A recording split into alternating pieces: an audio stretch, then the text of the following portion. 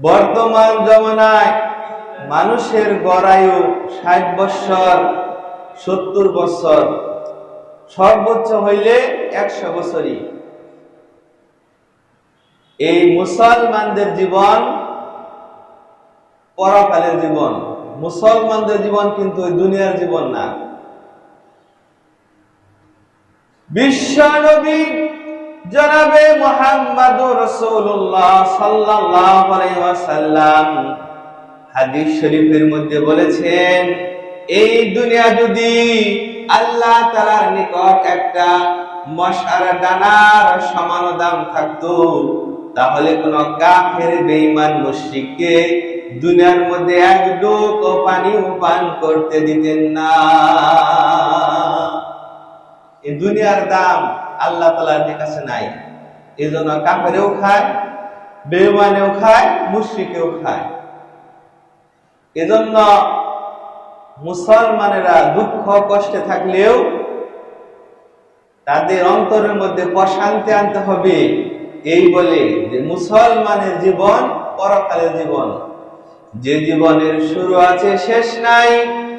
আল্লাহ সুবহানাহু ওয়া তাআলা সূরাতুল আলার 16 এবং 17 নম্বর আয়াতের মধ্যে বলেন, বাল তুসিরুনাল হায়াতাদ দুনিয়া ওয়াল আখিরাতু খায়রুন ওয়া আবকা।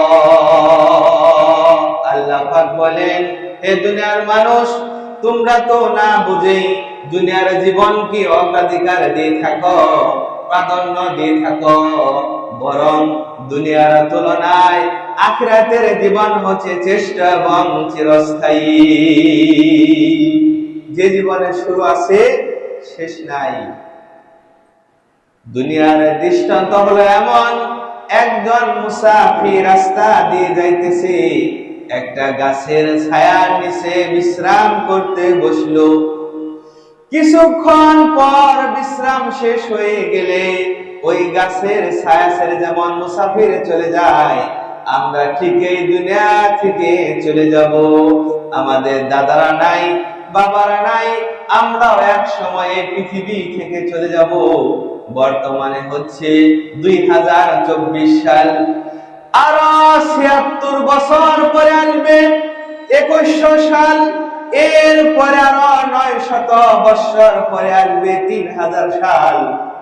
৩০০০ সাল পর্যন্ত এখানে আমরা যারা আছি কেউ থাকবে না। আমাদের হাড্ডি গুড্ডি পর্যন্ত থাকবে না। মানুষ বলে এটা আমার, ওটা আমার, আসলে আমাদের কিছুই না। আমরা শুধু তদারকির মধ্যে রয়েছি।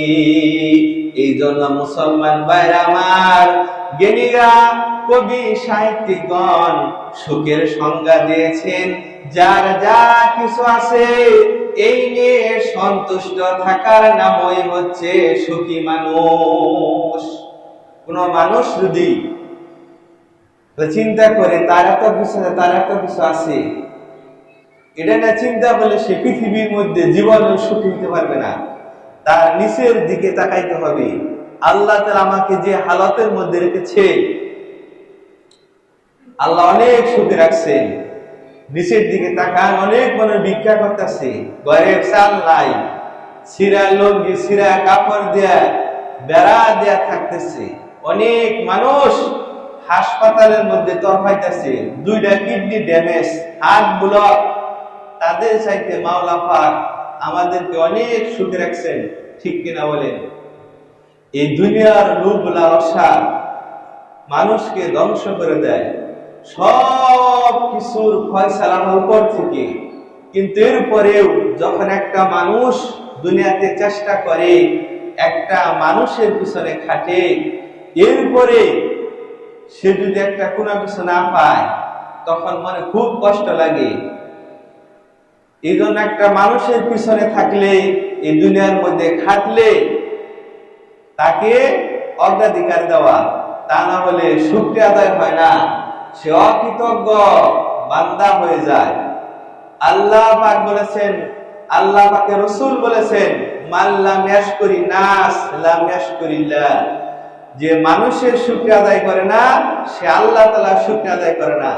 এজন্য যে সমস্ত মানুষ আপনার উপকার করে, বিপদের সময় আপনার হাত ধরে, ওই সমস্ত মানুষের শুকরিয়া আদায় করা উচিত। ওই সমস্ত মানুষের কৃতজ্ঞতা প্রকাশ করা উচিত। আল্লাহ সুবহানাহু ওয়া তাআলা আমাদের সকলকে হার হালতে আল্লাহ পাকের শুকরিয়া আদায় করার তৌফিক দান করুন। সকল বলে আমিন। যে সমস্ত মানুষ আমাদের উপকার করে, বিপদের সময় আমাদের হাত ধরে পাশে থাকে, ওই সমস্ত মানুষেরও কৃতজ্ঞতা আদায় করার তৌফিক দান করুন। সকল বলে আমিন। আমাদের বাংলাদেশের মধ্যে 90% মানুষ অকৃতজ্ঞ। কয় পার্সেন্ট? 90%।